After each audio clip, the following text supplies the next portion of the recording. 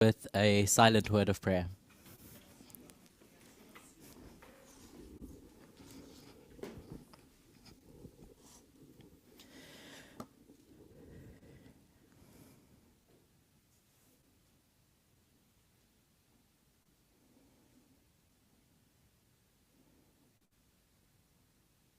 Amen.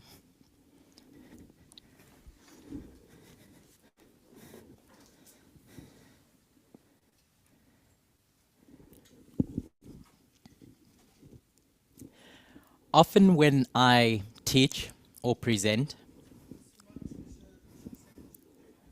it's usually within a class setting where I get the opportunity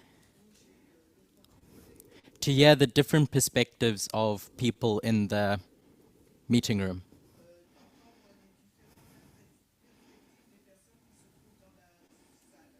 And as I said, usually that's not with a translator.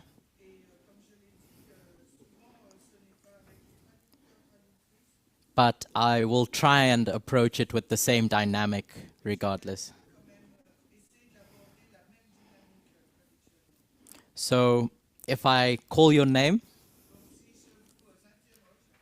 please share your thoughts. And if I ask a question, generally, please share your thoughts as well. Because I think that truth often involves discussion. So we can argue, or we can amicably come to the same conclusions.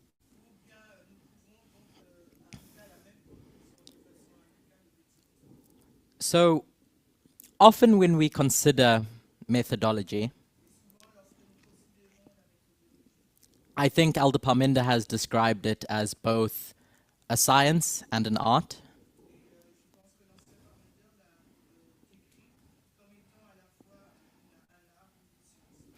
What I've understood him to mean by that is that there's certain rules that you can follow. And like science, if you follow those rules, you'll come to the same conclusion over and over again. But the art part is that it's not so straightforward. Things can change shape, can change conclusion, dependent on the perspective and the way the artist decides to use their paintbrush. There's a bit of inspiration, or as the French would say, je ne sais quoi, that goes into it. So a key part of our methodology, or how we study,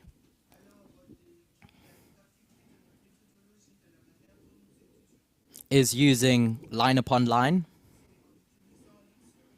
or finding a model in the Bible or inspiration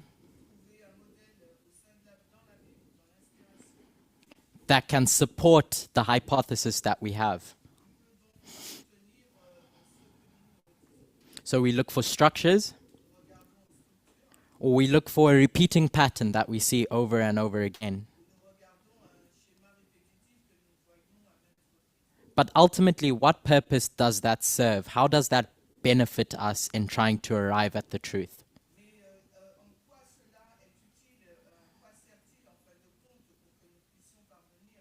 So why use these repeating patterns, these structures, these models, these lines?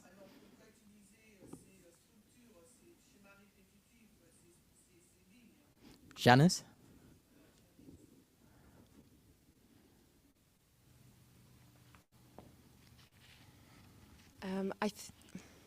Is it okay? The reality looks very complex, and if we are looking for patterns, they help us to break down something that is complicated and make it simple.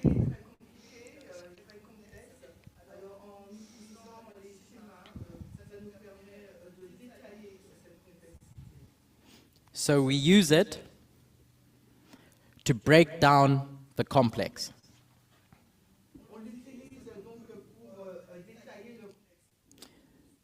To sift a lot of the noise that's around us.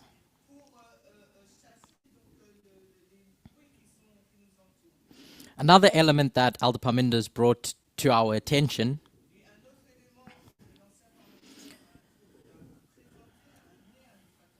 when discussing methodology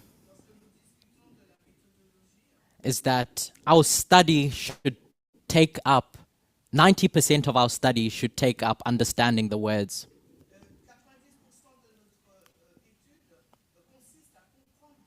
Of the piece of literature we're considering. And once you've understood what those words say, we can turn to structures, repeating patterns, or lines.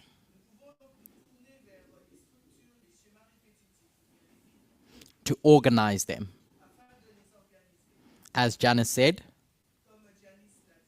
to make sense of them and this complicated topic that we're considering.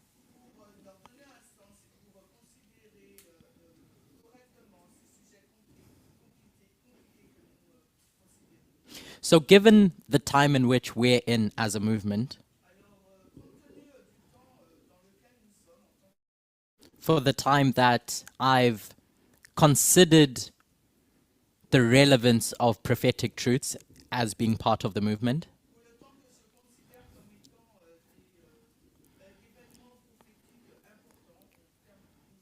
what has helped me understand whatever complicated topic I've had to grapple with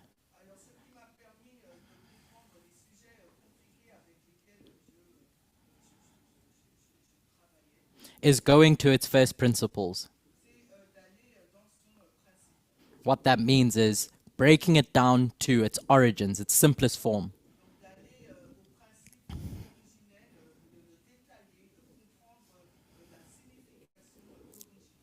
Because often simplifying something and looking at it from its core elements helps decode that complex topic.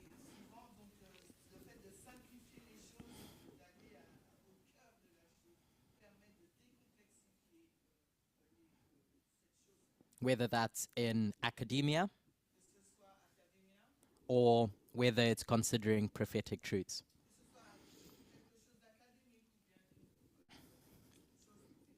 So one of those very simple structures or first principle topics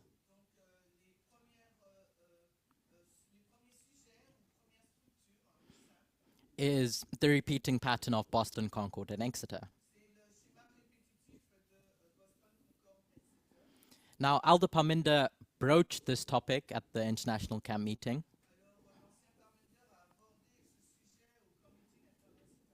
And I'd like to continue that conversation.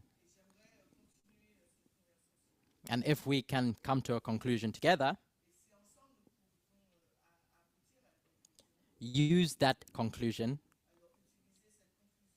to try and understand what our expectations are and what we're seeing in front of us in the world. So, that repeating pattern, it is, as I described, a story about a message that Samuel Snow gives at 3 specific camp meetings when he was preaching the midnight cry. When Samuel Snow went to each of these camp meetings, more and more people believed him each time he presented it. He was preaching the same message, but there was a bit more emphasis on the conclusion that he was making each time.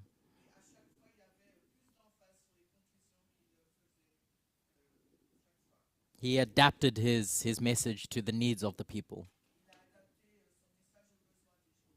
with feedback. So what do we say happens at Boston with regards to the message? Just shout it out. It's unsealed. So we have a message unsealed at Boston. And what do we say happens at Concord?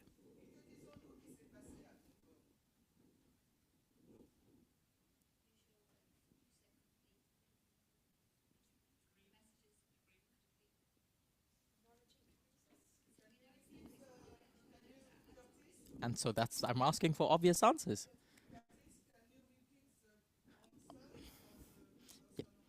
Yes. So Janice has pointed out, and Natalie have pointed out, that there's an increase of knowledge of this message that's been unsealed.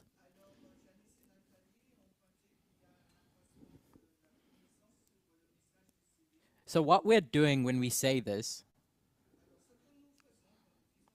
is we're taking two different repeating patterns, Boston, Concord, Exeter, and overlaying them with another repeating pattern, an unsealing, an increase of knowledge, and a formalization. A lot of what we're going to discuss is going to center around Exeter and the formalization.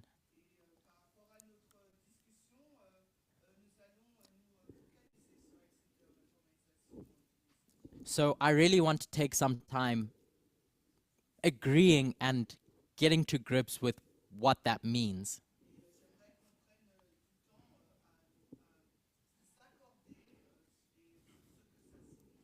One of the questions that we're going to try and answer is who is coming into Concord at this Concord waymark. So at the formalization, what happens next? What has Elder Tess marked that last waymark with? So there's a shut door, and she writes test. But what is happening with that test? Janice? So Janice has said that it's a litmus test.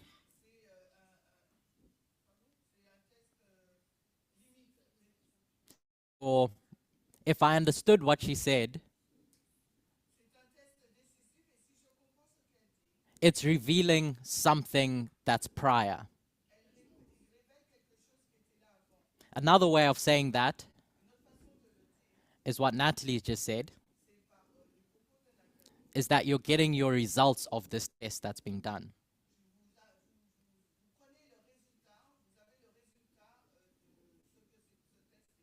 So if the test concludes at that waymark, where does the test begin?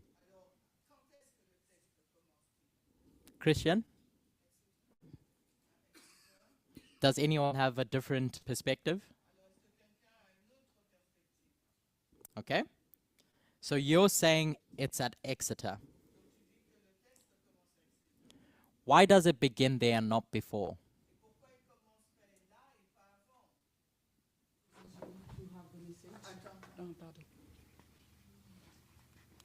Because you need to have and understand the message before. So there's a period of time which God gives you to grapple with this message that's been unsealed.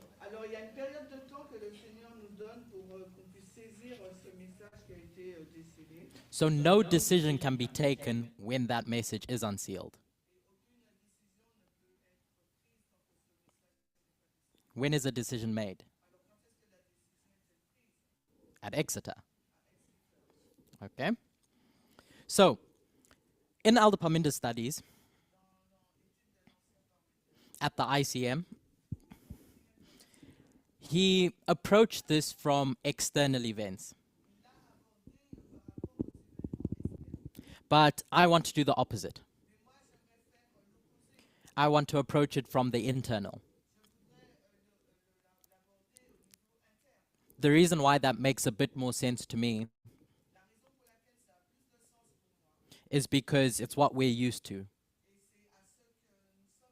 We've always considered the messages that we teach. And later in our history as a movement, did we start considering what the stones are doing externally?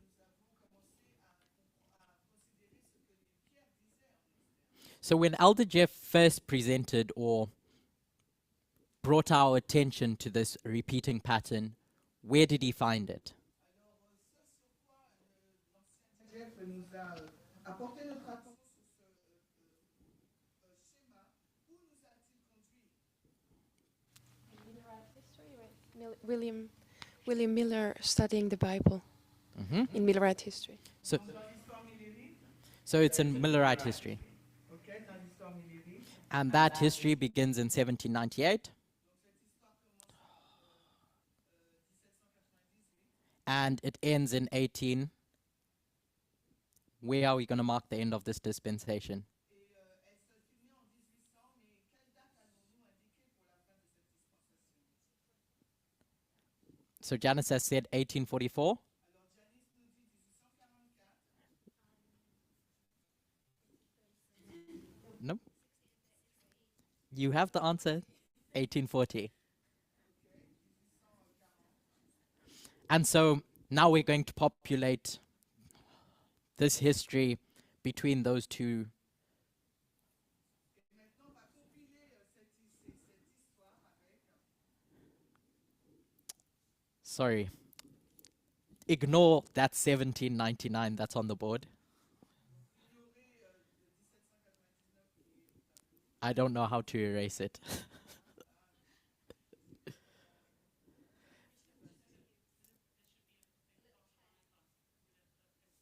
Yeah, that's not working. Okay, there we go. Unfortunately, I was coerced into using a different application than I'm used to.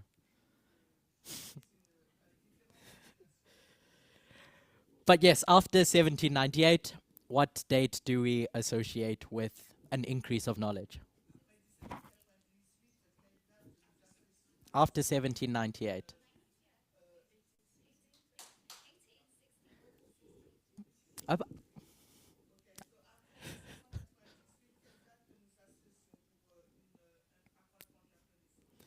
I heard 1818. So I'm going to put 1818.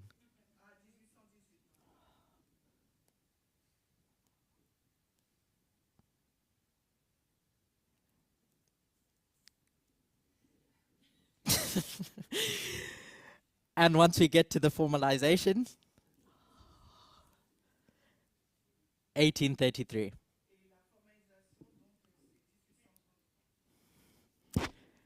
Could we take pause for 2 minutes? Just as we try to resolve the technical issues.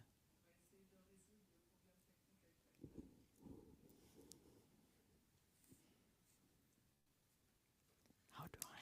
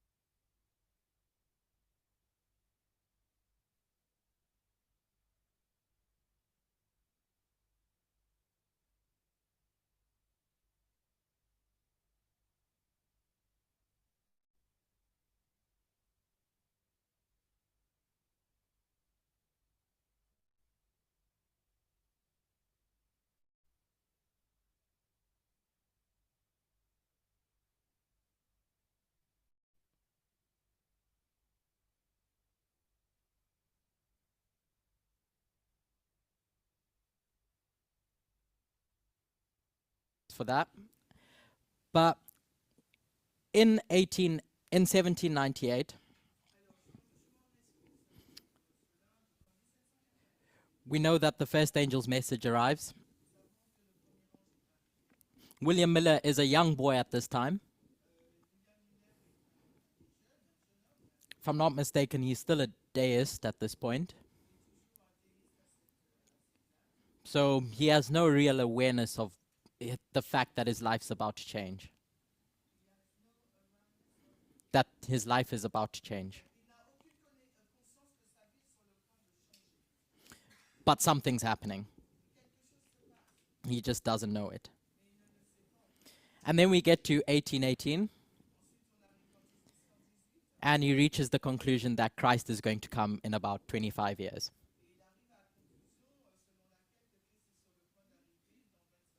'25? Yeah. And he has this conclusion, but he doesn't feel prepared to share it publicly. So there's a conclusion that we have here. He sees the truth, but he's not going to do anything about it publicly. And then he spends the next few years solidifying his understanding.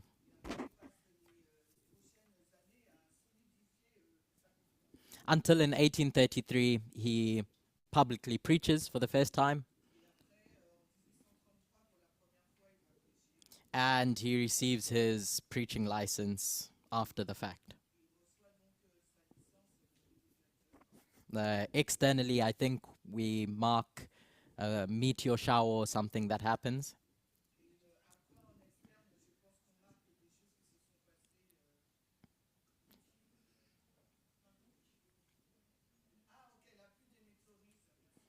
And that gives some sort of vindication of what William Miller has been saying.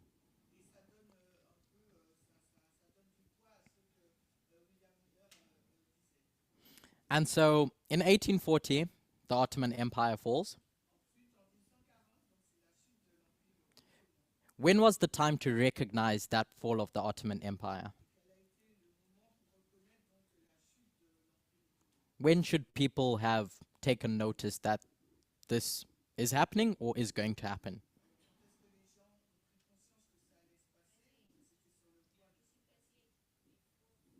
Before. So it's before you get to 1840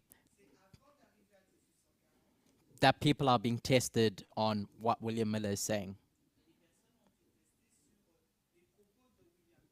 And that testing only starts when they hear the truth in 1833. I'm going to do the line of the priest now. Because once again, that's a history that we're familiar with. So I'm just going to mark that out now.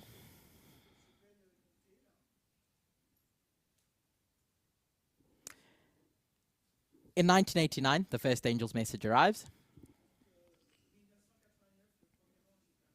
I don't know, I can't remember what Elder Jeff is doing with his life at that point. But I don't think he's studying about the events in the USSR.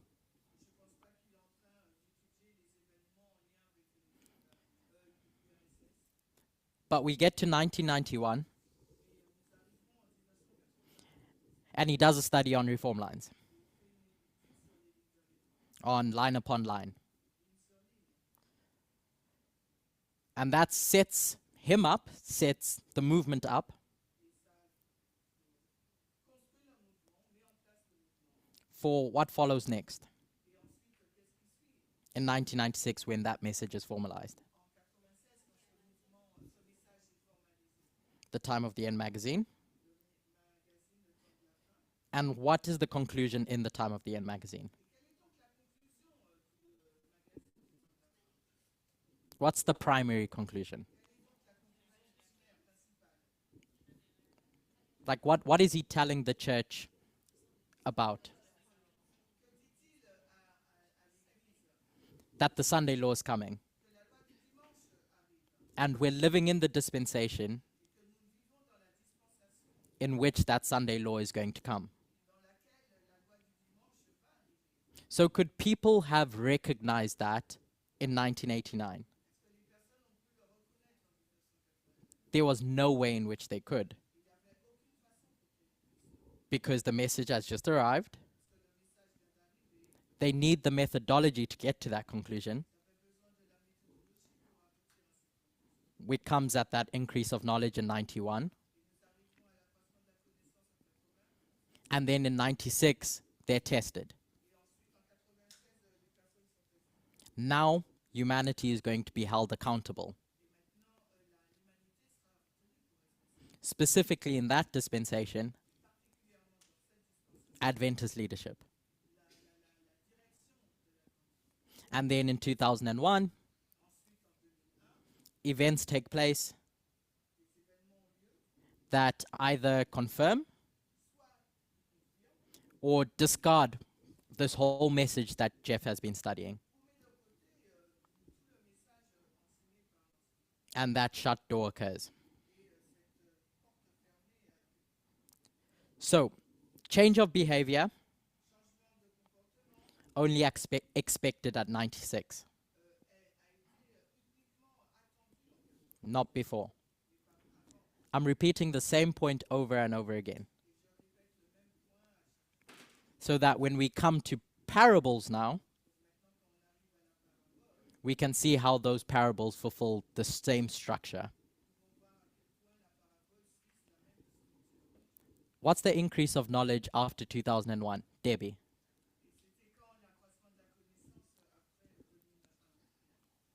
What year do we associate with that, Waymark?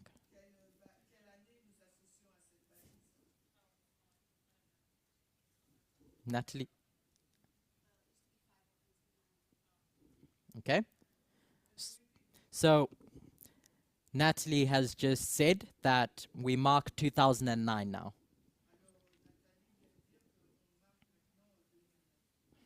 What happened in 2009? What study was done in 2009? Elder Parminder does a study on the 2520 revealed. What's interesting is that not coming to any different conclusions. He just studies it in depth. There's no real change expected from in the movement at this point.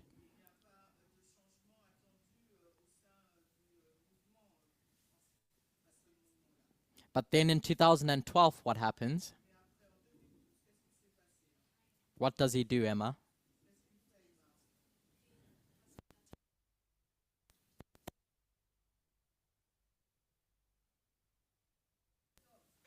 And do people believe him?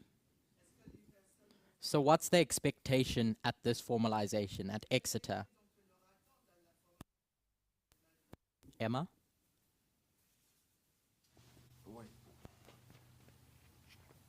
The expectation is that people would believe him. If we go, Ashley, what are you asking? Sorry. It's okay. Say that. Yeah, the expectation is that people would believe him because the message is being formalized now. Donc l'attente, c'était que les personnes puissent le croire, puisque le message a été formalisé là. So there's an expectation that people change how they relate to time within a dispensation. Donc il y a une attente, un changement des personnes par rapport à leur compréhension sur le temps dans cette dispensation. Despite unaware to us Malgré que ce soit, nous n'en soyons pas conscients, that from the moment Elder Jeff said that we're living in the time of the end, time became a component of our message. But there's an expectation that we're tested now. Are we tested in 2014? Isaline? Are we tested in 2014? sommes-nous testés en 2014? For me, yes. Yes, About what? She, because it's about the message we received before, the previous message. why would, Isaline has said we're tested about the previous message. Et là, et Saline dit qu'on a été testé sur le message précédent. But it's the end. Oh, you mean, is it the beginning or the end? It's what you mean? I mean, 2014 is the end of the test. The period of the test is from 2012 till 2014. So Isaline has pointed out Donc, et Saline a souligné that it's the end of this testing period between these 2 years. Okay, the last dispensation that we're going to consider is between 2014 and 2019. So we get to 2014, and as we've been saying all along, a message is unsealed.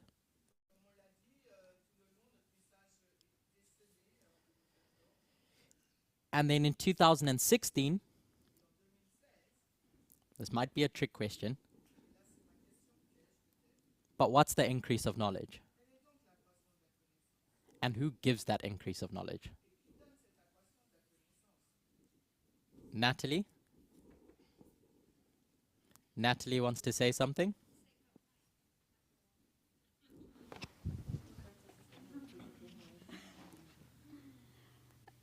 I've got a feeling I'm going to be wrong, but is it the King of the South and the King of the North? So Natalie has said that it's about the king of the south and the king of the north. Who gives that study? Well, there's a few people at that time. You've got Chawatu and Kimberley, and you've got, yeah, I don't know. So she says that it's not held a test. So we have an increase of knowledge by different people about the king of the north and the king of the south. But by the time we get to 2018, what we've learnt in 2016 is now going to shape this formalization in 2018. And what's that test about? Not 2 streams. Janice has said equality. Throughout every formalization, you're going to see 2 streams. One stream that's giving you truth, and another stream that's giving you error. That leads you to either reject equality or accept it. So 2 streams can't be the test. The streams lead you to a conclusion. And then we get to the shut door in 2019. So all I wanted us to recognize in that little exercise is that the testing time period begins at the formalization. And that there's one message throughout all those links that's being threaded through each of those small waymarks.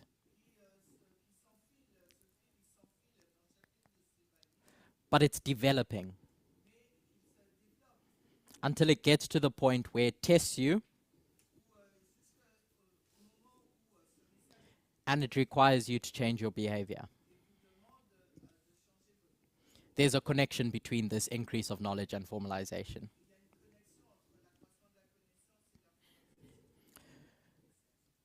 So let's change gears and not try to answer questions people have now.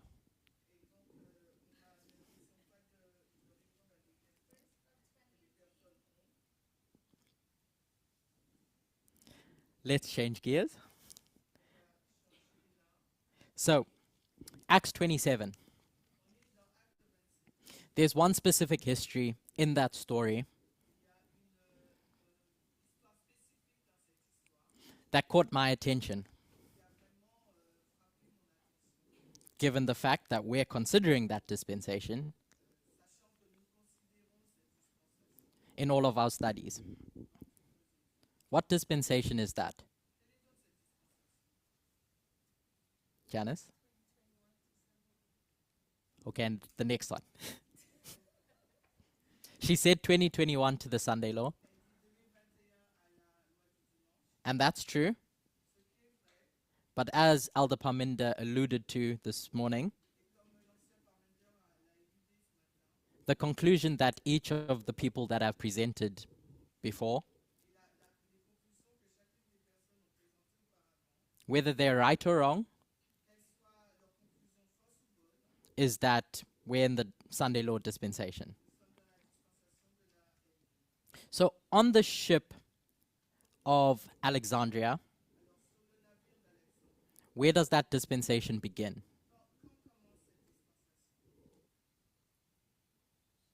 At shipwreck. When he shipwrecks on the Isle of Malta. And where does it end? Gabriela? What's the symbol that we're going to attach to that close of probation? Anyone else? Blessing?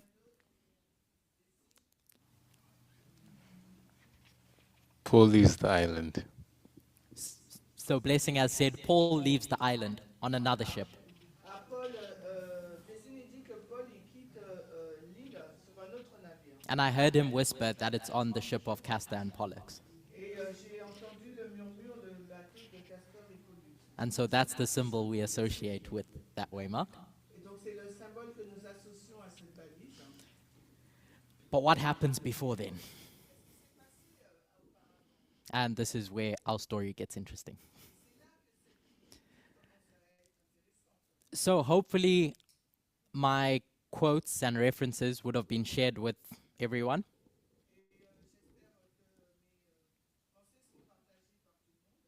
So our first reference is the first quote.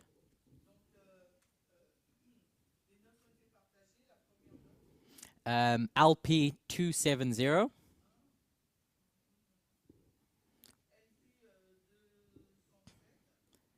Paragraph 2. And I'm just going to read that. I'll paraphrase a bit, and then I'll read directly from it.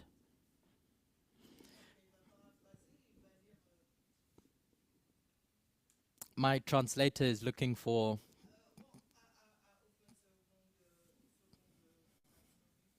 That's okay, take your time. So while she's looking for that, I'll paraphrase. We're on the island now, and they're going to have a bonfire.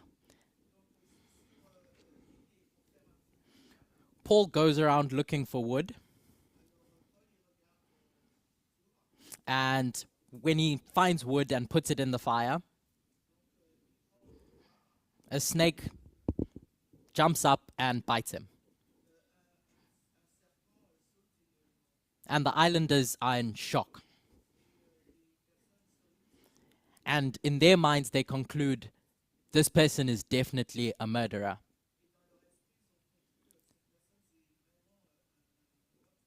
And the gods are punishing him.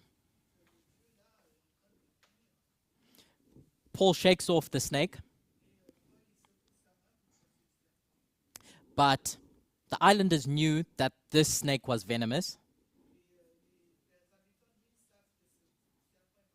And they expected him to die because of that bite. And now I'm going to read. I'll read it in full. But as no unpleasant results followed, they changed their minds, and like the people of Lystra, said that he was a god. By this circumstance, Paul gained a strong influence over the islanders, and he sought faithfully to employ it in leading them to accept the truths of the gospel.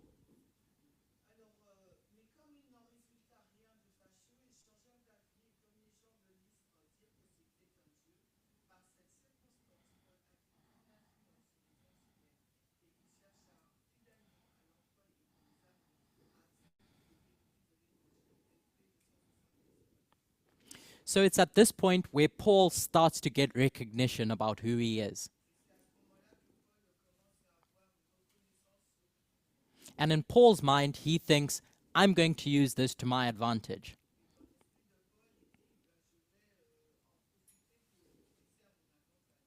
Not all the islanders are convinced, though, until what happens next. By the way, when Elder Tess has made application of this waymark, who does she associate Paul with as surviving this snake bite?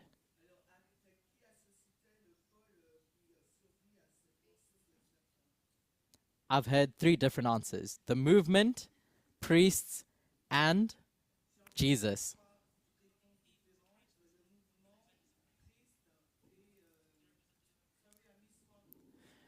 Jesus, priests. Oh, okay. Okay. But that's not the answer that Elder Tess gives. It's close to the priests. But it's the 144,000, as Muriel has said.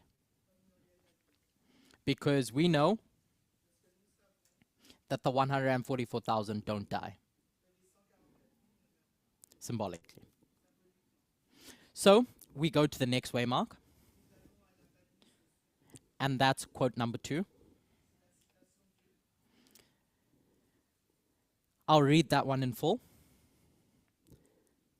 In the same quarters were possessions of the chief man of the island, whose name was Publius, who received us, and lodged us 3 days courteously.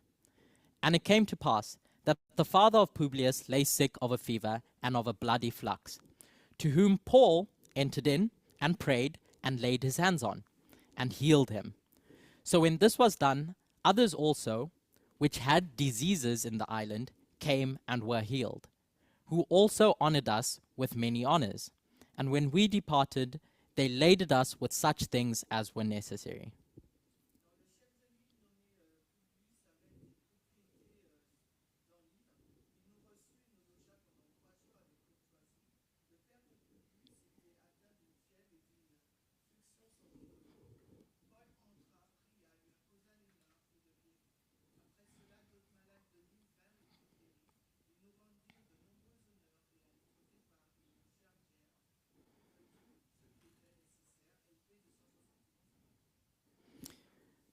So there's a sickness, and there's a healing. Symbolically, what does Ellen White and the Bible associate sickness with?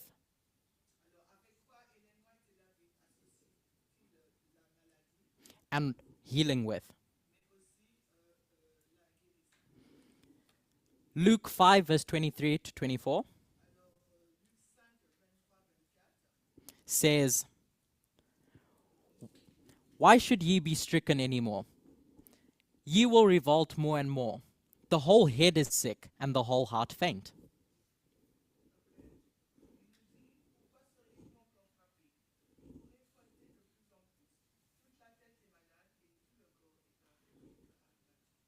Now, when talking about the Israelite structure, the Pharisees, the church,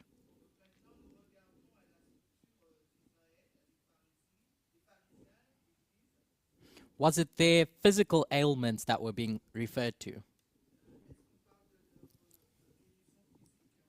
Gabriella, what was it that was being pointed out? What? I think the spiritual condition as in Laodicean condition. So there was a spiritual sickness.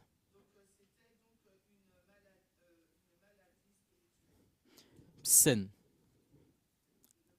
A sin problem was being identified. There's more evidence of that in Isaiah.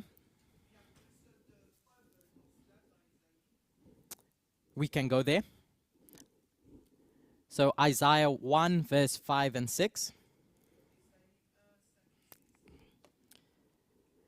It says, why should ye be stricken any more? Ye will revolt more and more. The whole head is sick and the whole, So my translator has pointed out that I used the same reference twice. But I will give you the correct reference after the fact.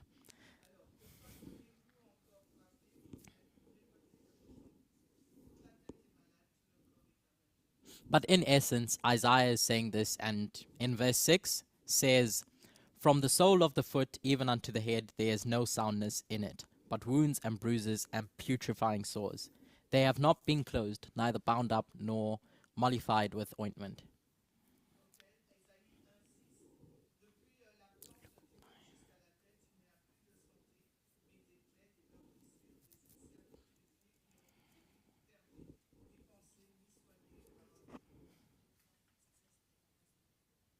Yeah. So Emma, could you read Luke 5 verse 23 to 24?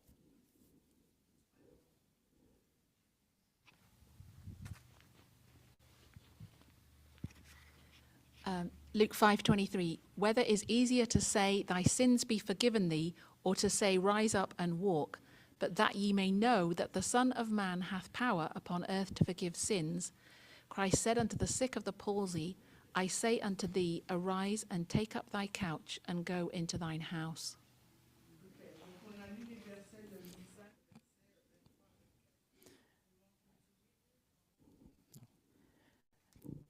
Emma, from that, what was Jesus pointing out to the person that he just healed?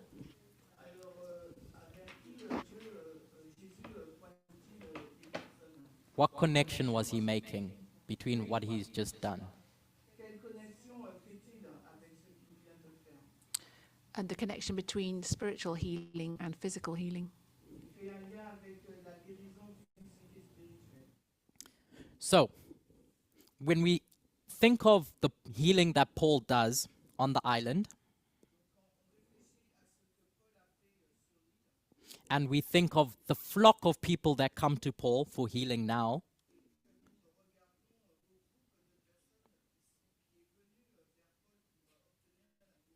I want us to keep in mind that spiritual application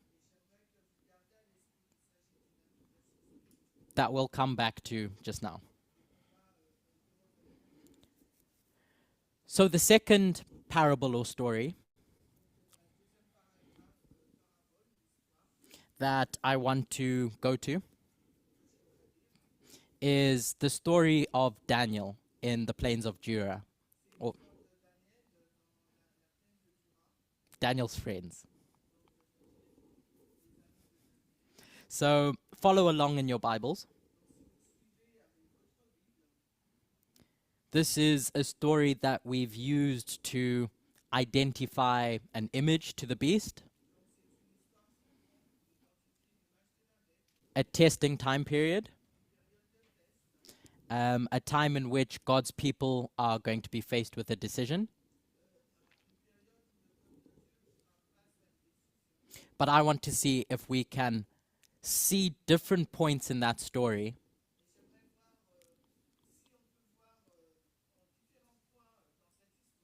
and associate them with the repeating pattern that we've just gone through. So, Daniel 3 verse 1.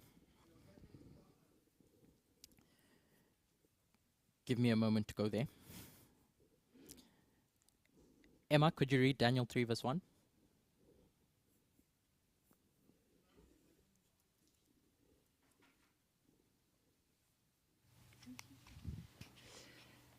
Nebuchadnezzar the king made an image of gold whose height was 80 cubits and the breadth thereof 6 cubits. He set it up in the plain of Dura in the province of Babylon.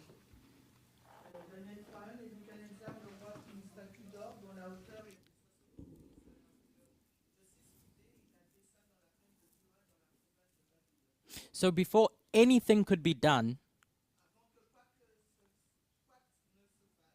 after Nebuchadnezzar's had this dream,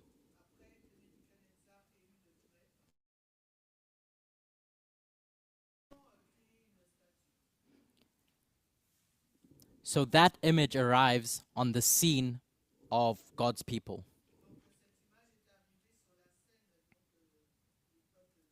And then what happens in verse 2? Emma?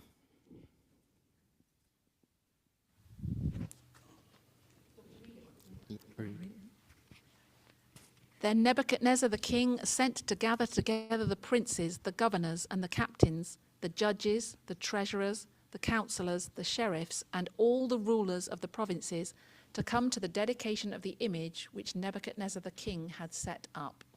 Alors Daniel 3:2, Nebuchadnezzar, le roi envoya par sa suite les princes, les gouverneurs, les capitaines, les juges, les trésoriers, les conseillers, les tribunaux et tous les dirigeants des provinces pour qu'ils viennent à la dédicace de la statue que le roi Nebuchadnezzar avait mise. Judges, the treasurers, the counselors, the sheriffs, and all the rulers of the provinces were gathered together unto the dedication of the image that Nebuchadnezzar the king had set up, and they stood before the image that Nebuchadnezzar had set up.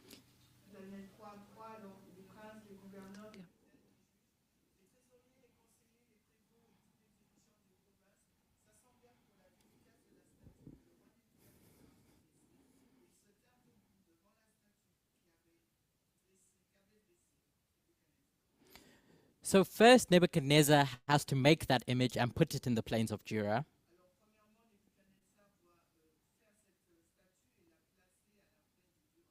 And then he calls everyone in the province, Ensuite, il a convoqué toutes les personnes de la province, specifically those in charge, particulièrement ceux qui sont responsables, to come and see what he's done. In Elder Parminder's studies in the International Camp meeting, some of the contributions were that you see something at the increase of knowledge. William Miller sees the truth, but nothing has been asked of the people at that point yet. So I'm just going to put on top of this the repeating pattern that we've discussed.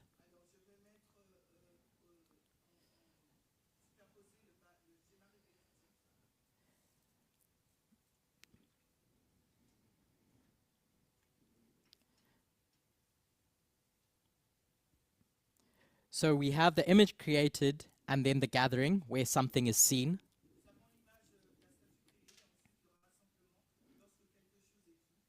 And then verse 4, I'll read it. For time, verse 4 and 5. Then a herald cried aloud, "To you it is commanded, O people, nations, and languages, that at what time ye hear the sound of the cornet, flute, harp, suckbut, psaltery," I don't know what that word is, "and all kinds of music, ye fall down and worship the golden image that Nebuchadnezzar the king had set up."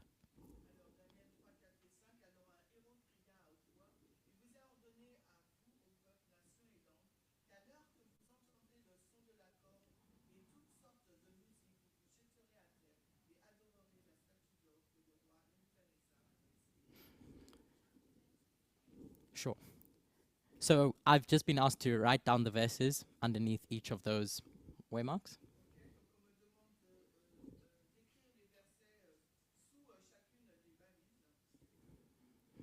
So the second one is Daniel 3, verse 2 to 3. And the third being Daniel 3, verse 4 and 5. Where there's this call to worship what had been set up.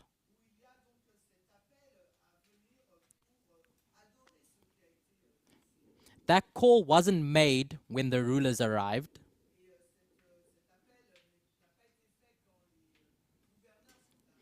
That call to worship wasn't made when Nebuchadnezzar made the image.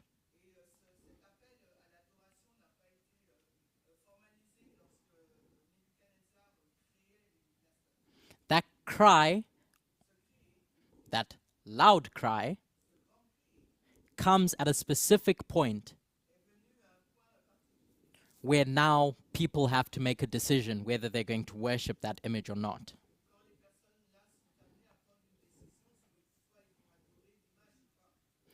And then we're going to skip a bunch of verses and go to verse 19 and 20.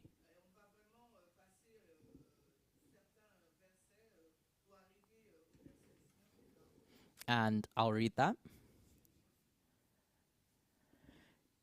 This is after the 3 Hebrew boys decided they're not going to worship this image.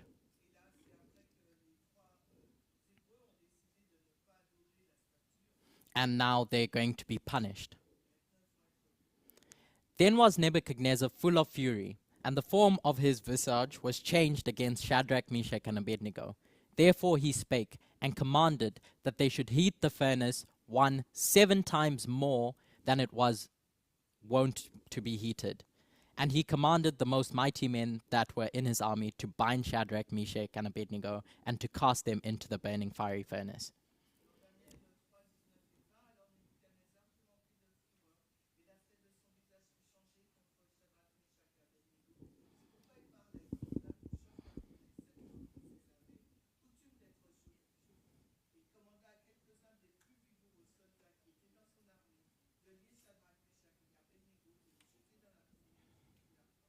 So just as secondary evidence that this is where we can place this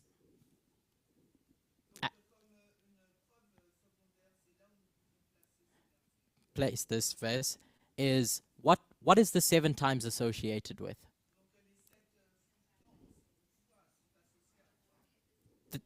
I'm hearing the 25-20. And what is the 25-20? Blessing?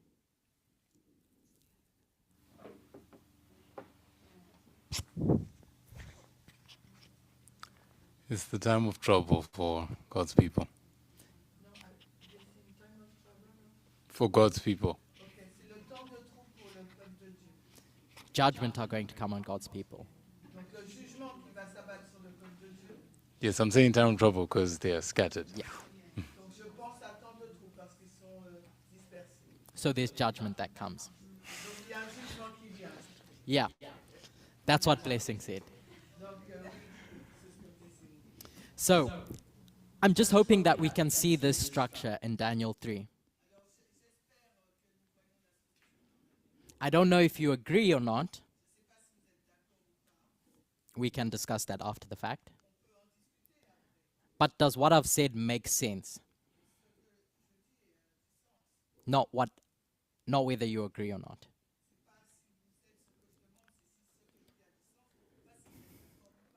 So given that, I'd like to, given the fact that we're discussing the image of the beast,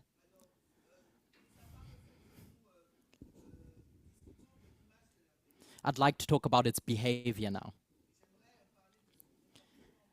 And we can juxtapose that with another entity that arrives, is set up at the same waymark.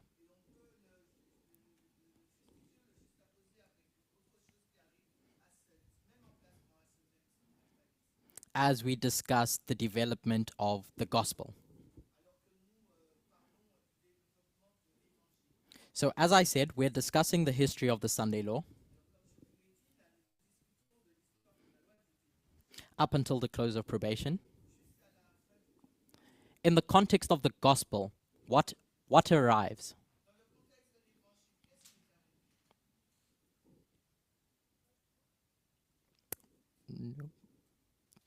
Anyone? What arrives at the Sunday law?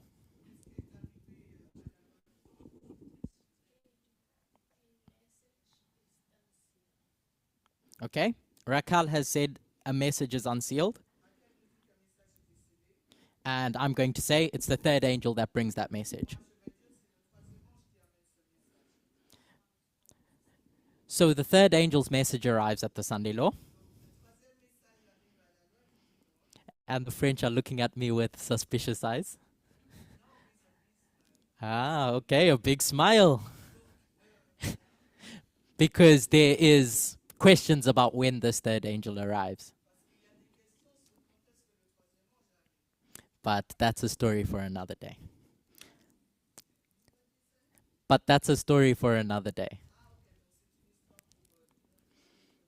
But what is the core message of the third angel?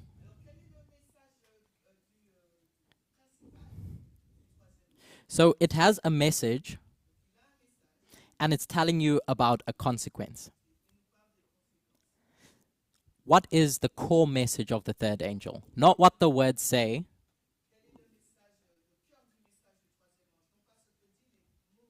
But what is it telling you?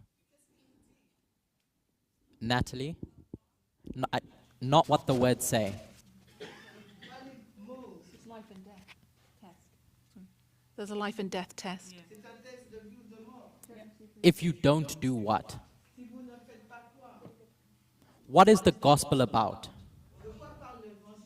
Worship. Someone has said worship. And worshiping who? What is the gospel about? It's calling us to worship God. So as much as this third angel is warning you about the beast and its image,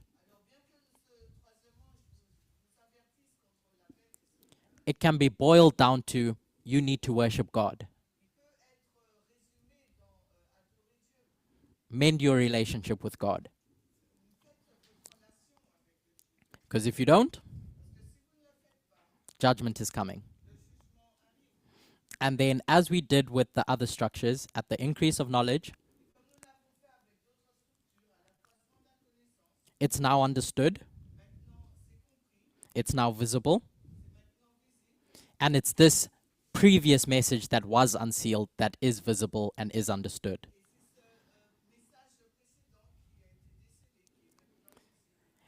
And then we get to a decision point when this message is formalized.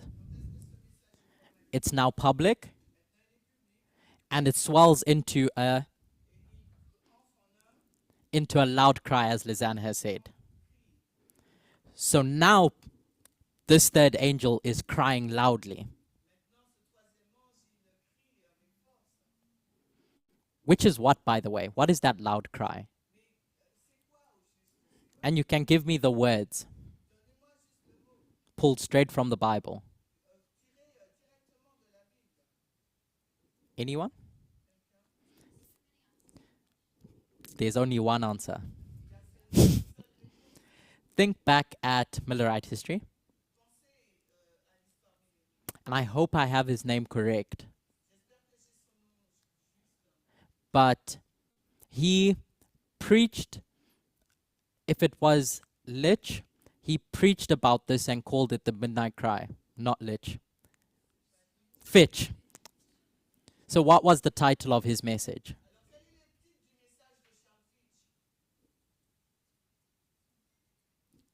Anyone? Babylon is fallen. And do what? Come out. So at this loud cry, you're being told, come and worship God. Come out of whatever state you're in, that institution that you're in, that has a specific ideology. Come and join this institution where you can worship God. But it's the same message from the beginning. Worship God. And then at the close of probation, as we've been saying, judgment. So as I said, let's juxtapose this with the image of the beast, or the counterfeit message that arrives. So I'm going to put counterfeit.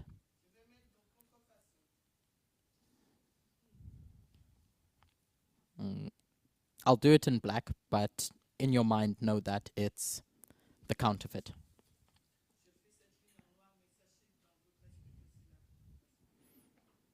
So we have the same way marks. The image of the beast arrives with a message. As we saw in Nebuchadnezzar's story, it has a message. We know that because the third angel's message has a message. The third angel has a message. And if the third angel's message is worship God, what is the message of this image of the beast? At its core, worship who? The beast. It's saying there's this beast that exists, my boss, worship it. And the consequence, if you don't, is that you're going to be punished or judged.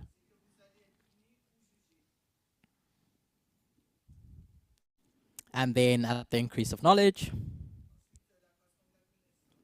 that message is visible. But like we said at the beginning, there's no change of behavior that's required yet.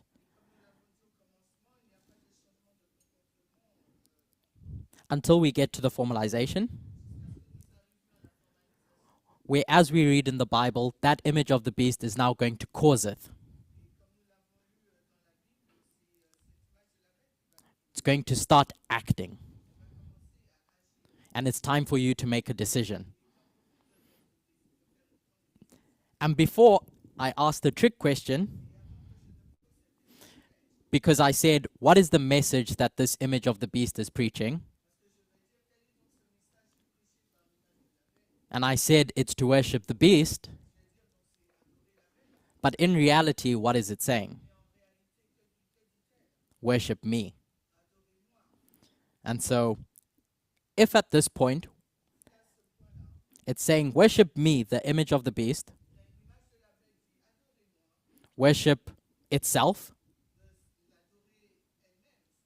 because if you worship me, who are you worshiping? The beast. What can we say about this message that's calling you to worship God? Worship. That third angel is saying worship who? Worship me. Does that make sense? And when you worship that beast,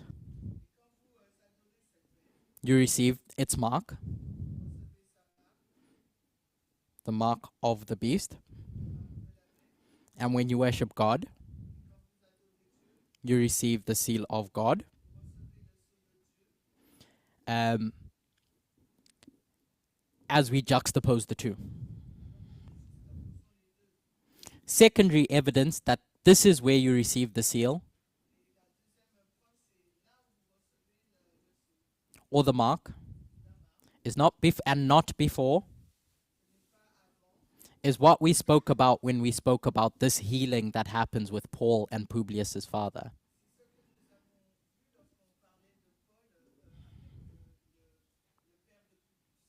Because in that story, healing is you receiving the seal of God and you deciding not to come to Paul's feet for healing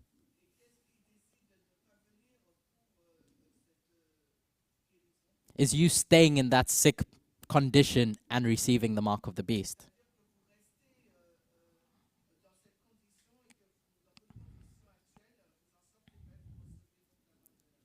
Up until judgment comes at the shut door. I'm going to go to quote 7, which is 5T216.2. And I'll read it in full. Now is the time to prepare. The seal of God will never be placed upon the forehead of an impure man or woman. It will never be placed upon the forehead of the ambitious, world-loving man or woman. It will never be placed upon the forehead of men or women who of false tongues or deceitful hearts. All who receive the seal must be without spot before God, candidates for heaven. I'll end there.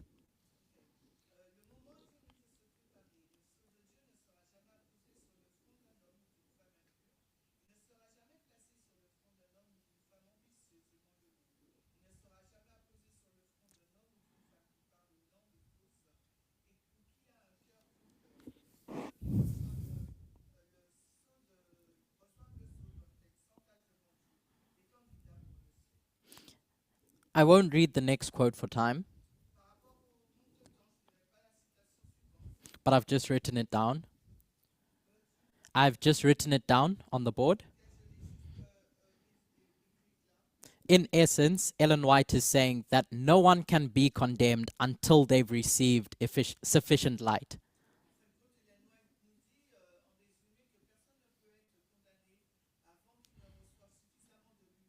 So you don't receive sufficient light until that message is formalized. So that mark or that seal can only be placed at the formalization. But before any of that happens, before anyone can make a decision between the two streams,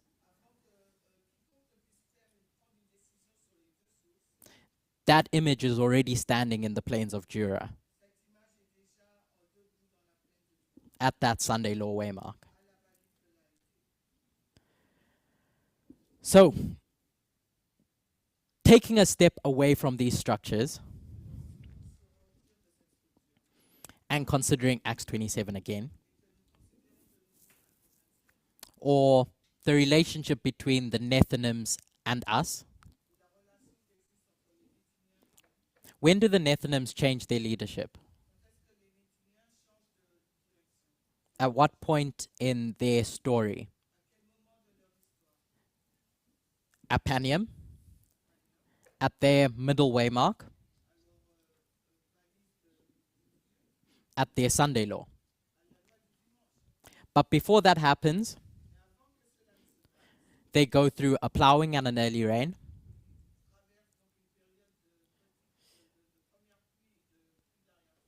And we've associated the stones crying out as doing that work.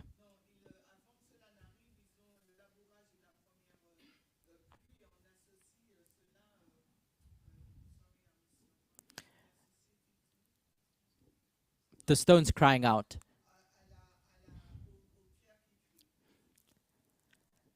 Michael Moore, AOC, that plowed them and gave them the early rain. So who gives them a message at the Sunday law? Daniel 11 verse 41. This Sunday law.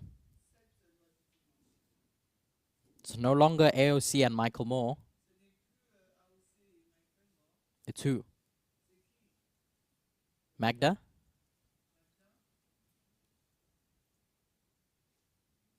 The leadership's changed from them to us. So we're giving them that message. The third angel, us, is now expected to give them that message. So there's two streams at the Sunday law now. The image of the beast and us. There's nothing Kamala Harris or AOC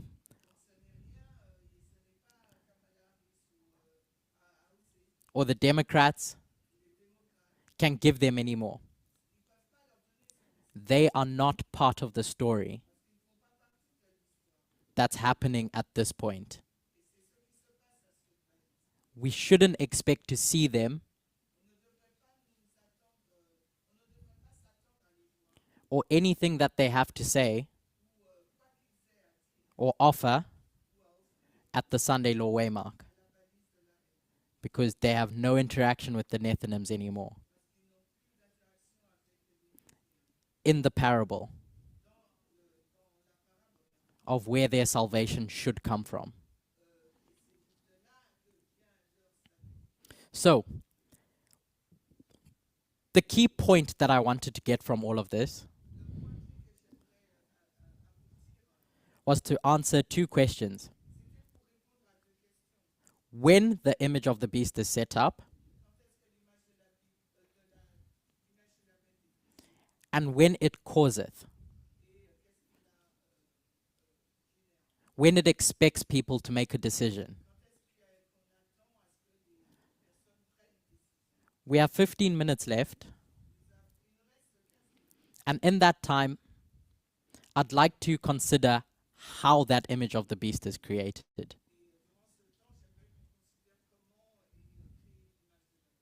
So, at the beginning, when I asked what dispensation of history are we considering,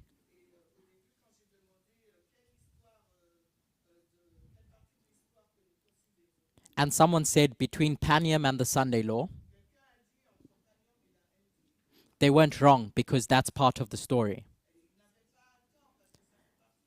It's part of the story of how the image of the beast is set up. In between Panium and the Sunday Law, I'm not going to write Panium because now it's mixing up symbols.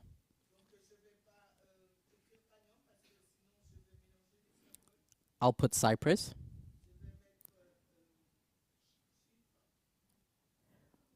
We recognize that there's two winds in between that time period. Cilicia and Pamphylia.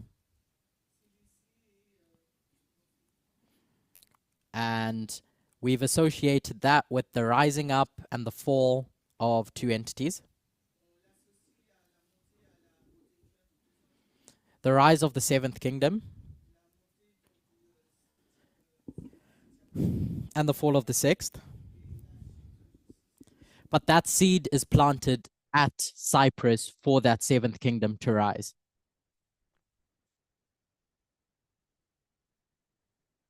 When we mark the agitation of the Sunday Law, I'm going to say at Cyprus in 2021, why now? Why is there an agitation at that point and not before? What's happening? I'm not asking for the politics, but conceptually, why is there an agitation now by the public who are agitating this issue? It's because they recognize that something is rising.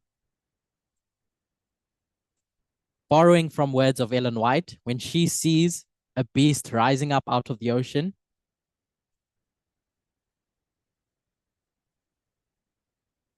there's something that begins its journey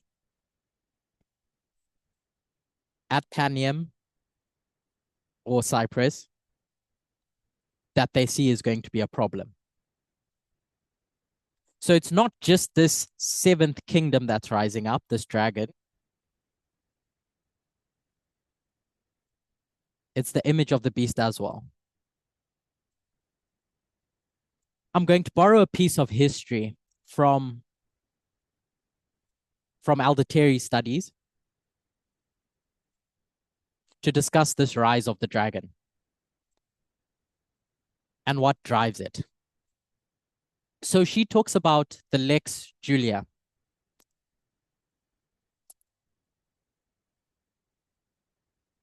Which was just a name given for laws.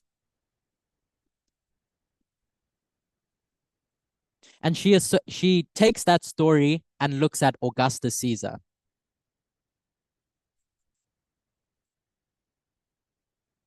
And talks about the moral reforms that Augustus Caesar wants to introduce to the Roman people.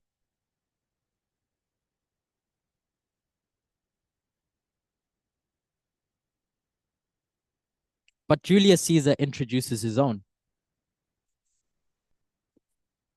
In 59 BCE.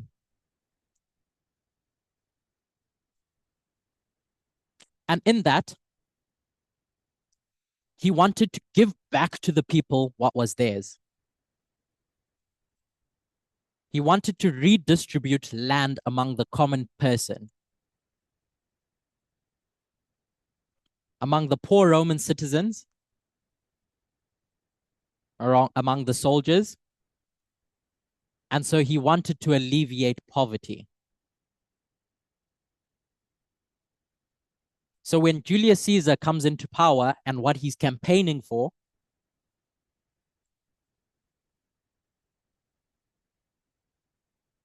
what does he address first before any moral reforms come?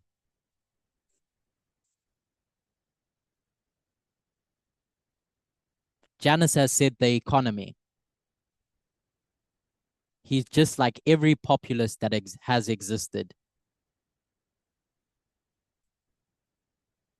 He pulls on the heartstrings of the people.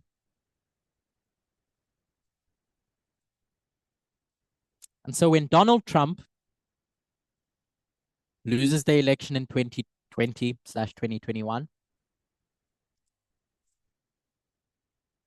what does he keep screaming in this time period? As he was screaming in 2016, make America's economy great again.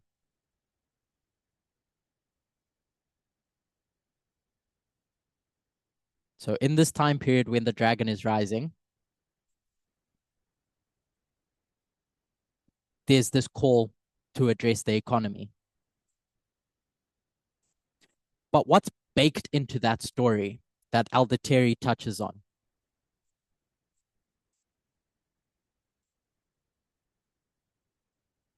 Is that you're going to get unexpected consequences of putting this economist in power.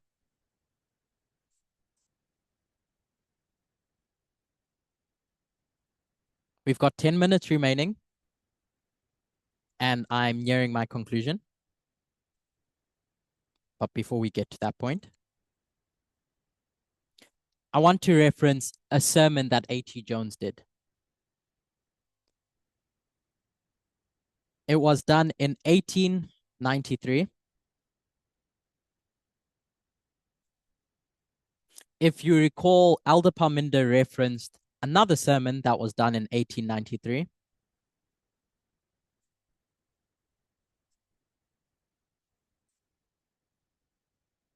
On the mystery of iniquity. But this one was done a few months before in May or March. So let's read quote. No, we won't read quote 9 for time, but we will read. No, we won't read quote 9. But in this article that A.T. Jones is writing, he is talking about a Supreme Court decision that's been made and what goes into the creation of the image of the beast. If we recall, there's the 3 branches of government: the legislative, executive, and judicial. The judicial branch interprets laws. And the argument that A.T. Jones is going to make in this sermon is that before the image of the beast can act or do anything, it needs to be formed or set up first. And this ruling that takes place in 1892 by the Supreme Court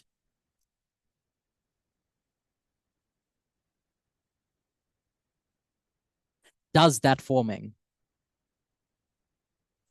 In essence, what the Supreme Court did is that they interpreted the Constitution or the nation of America as a Christian nation.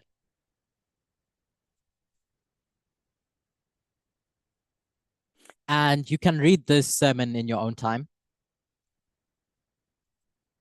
But as Elder Parminder was saying, we have 2 ways in which you could interpret a document.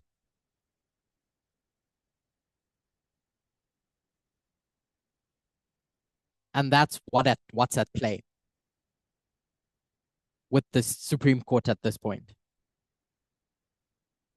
They use their interpretation to define the essence of America. And in doing that, they create the image of the beast. This is what A.T. Jones is saying.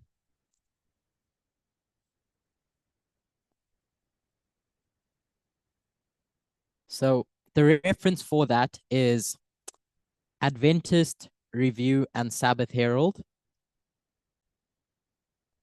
May 31, 1892.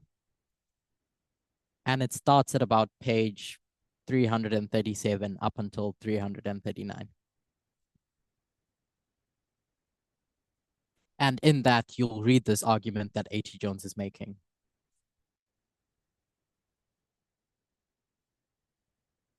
That there's two steps. Image created, and then image acts. Created, and then image acts.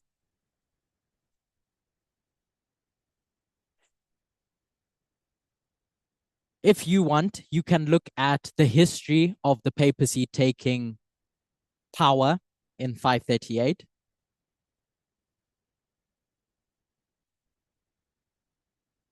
And in your references and quotes,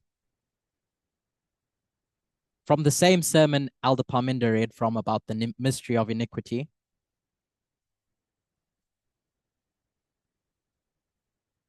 A.T. Jones makes the same conclusion.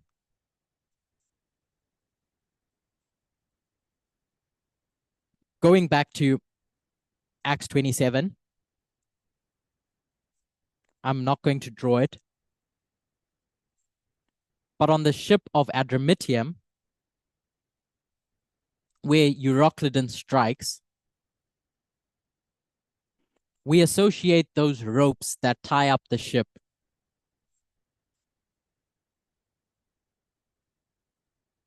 with methodology. So there's a specific methodology that God's people are going to use to keep that ship afloat.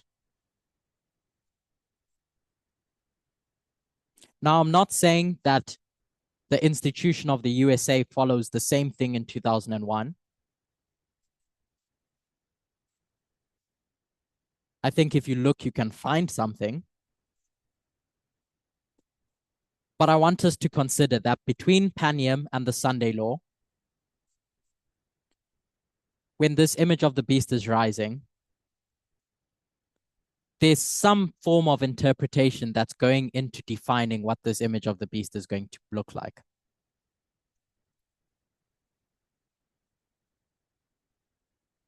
Which brings us to Concord in that history.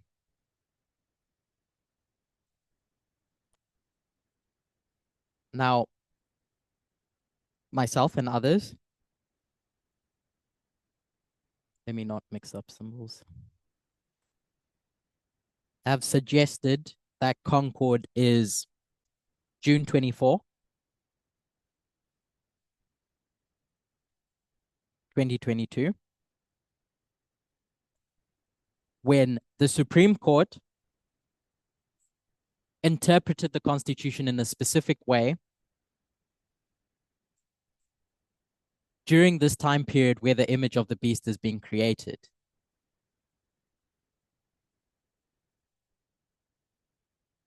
And it's my suggestion that everything that's happening in this history that's defining the essence of what America is being handled by a specific segment of that population as they create the image of the beast. So this is the harvest of the Levites.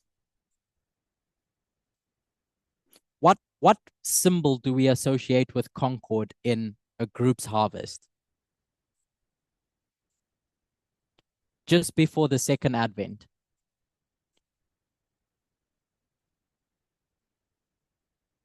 Within Jacob's time of trouble, there's a death decree.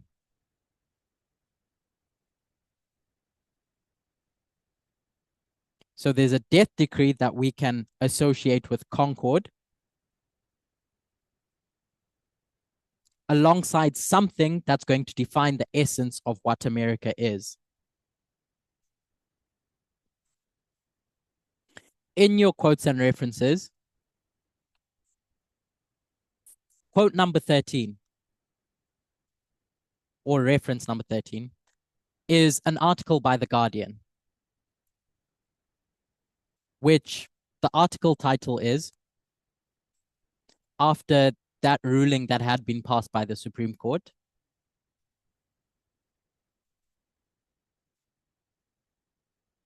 is that one death is too many.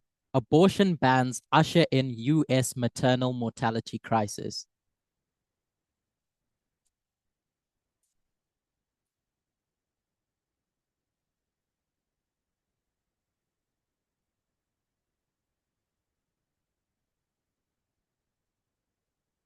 I just read that. Going back to reference number 11. This is taken from a news article.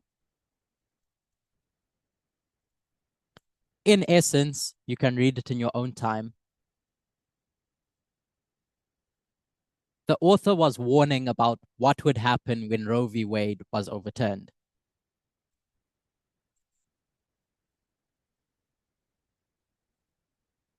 That the maternal mortality rate would increase.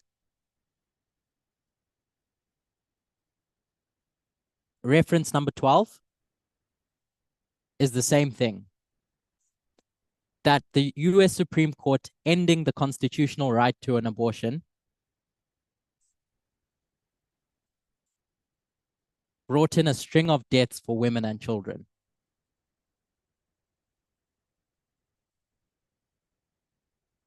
This is Concord, centered around this long-standing opposition to federal protections for abortion,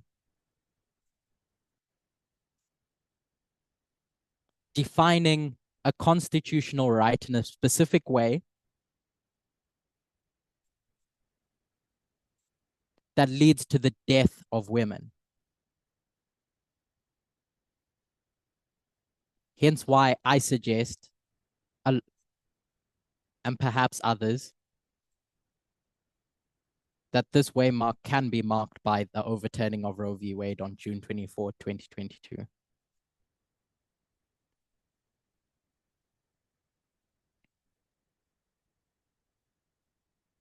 Whatever you look for at the formalization, I would suggest that you look for how that contributes to the forming of the image.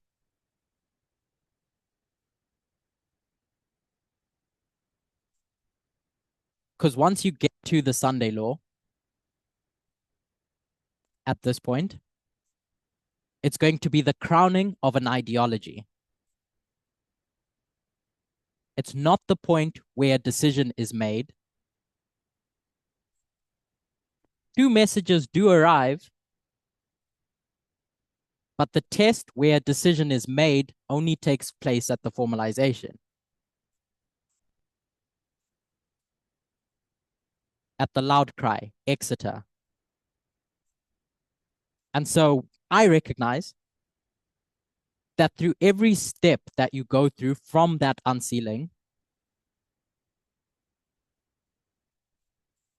micro decisions are being made. But your final decision, where you're going to choose between two streams of information, only takes place at an Exeter. I'm going to say this another way. When that image is created, there's no two options that you're making yet. And the alternate option, when it does get time to decision point,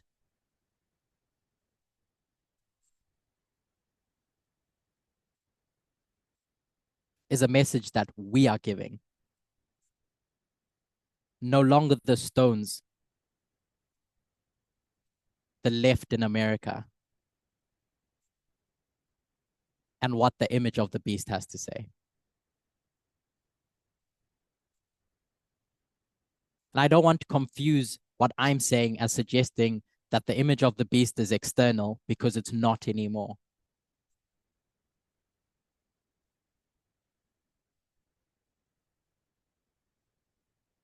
It's internal. I won't recap because time is up. But I'm just hoping that by going to the first principles of how a message develops and grows,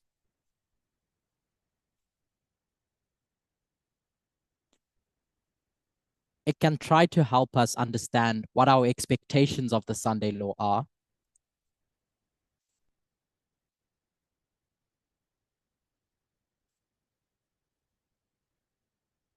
More specifically, the Sunday law waymark, not period.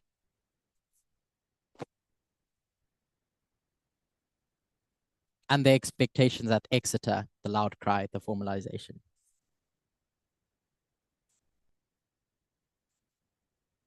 Let's close with a word of prayer.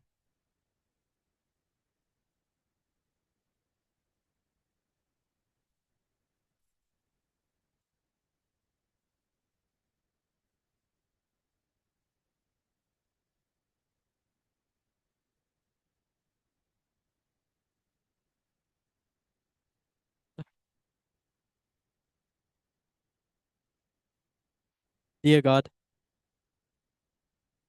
thank you for being with us. Thank you for being with us as we studied. I pray that as we contemplate where we are in this earth's history,